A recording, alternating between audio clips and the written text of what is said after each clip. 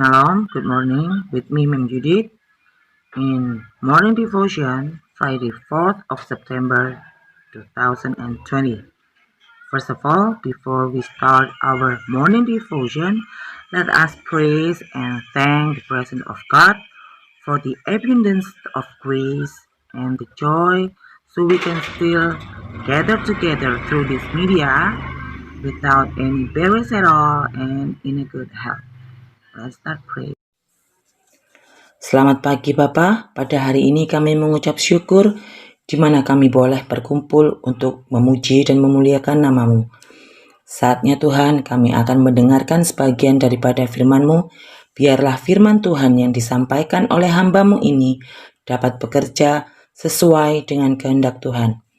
Apapun yang akan disampaikan supaya dapat menjadi berkat buat kami semua. Dan untuk kami para siswa yang mendengarkan firman-Mu, kami mohon siapkan hati kami supaya kami dapat menjadi pendengar yang baik dan dapat menerima firman yang disampaikan. Terima kasih Bapa, kami sambut firman-Mu hanya di dalam nama Tuhan Yesus. Haleluya. Amin. Anak-anak sekalian, tentunya kalian seringkali mendengar istilah body shaming. Istilah body shaming yang sering terdengar akhir-akhir ini diketahui sebagai kritikan atau komentar yang bersifat negatif terhadap fisik atau tubuh.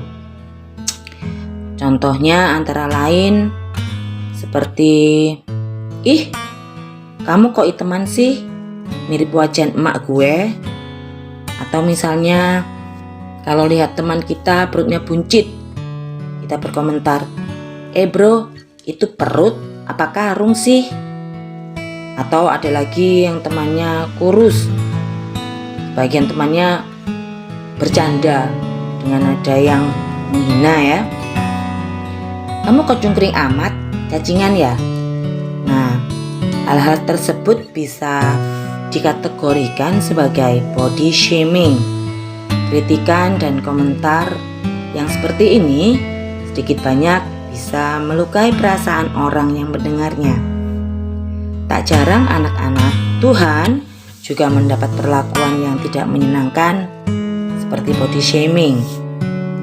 Perkataan yang negatif bisa mempengaruhi kita dan merusak gambaran diri kita. Ketika kita larut dalam komentar negatif soal fisik, kita kemudian menghakimi diri sendiri dan menyesali diri kita. Sedikit demi sedikit, gambar diri kita rusak. Kita menjadi kehilangan rasa percaya diri. Bahkan bisa sampai depresi karena merasa Tuhan tidak adil memberikan fisik yang dalam tanda kutip jelek menurut orang-orang di sekitar kita. Karena itulah perkataan yang mereka lontarkan, kita jadi tidak bersyukur atas bentuk, penampilan, dan sekaligus membiarkan orang lain mengatur siapa kita. Apalagi lontaran kata-kata negatif tersebut datang dari orang-orang terdekat kita. Misalnya orang tua, kakek nenek, saudara kandung kita ya, yang seharusnya memberi kita dukungan atau support, malah menjatuhkan kepercayaan diri kita hanya gara-gara fisik kita yang berbeda. Seperti yang kita tahu, setiap orang itu terlahir dengan maksud dan tujuan Tuhan di dalamnya. Hanya karena kita berbeda, hal itu tidak berarti kita punya suatu kekurangan. Cobalah lihat orang-orang yang di luar sana. Banyak sekali orang yang bahkan rela menghabiskan banyak uangnya hanya untuk mendapatkan bentuk tubuh yang dikatakan menarik oleh orang lain.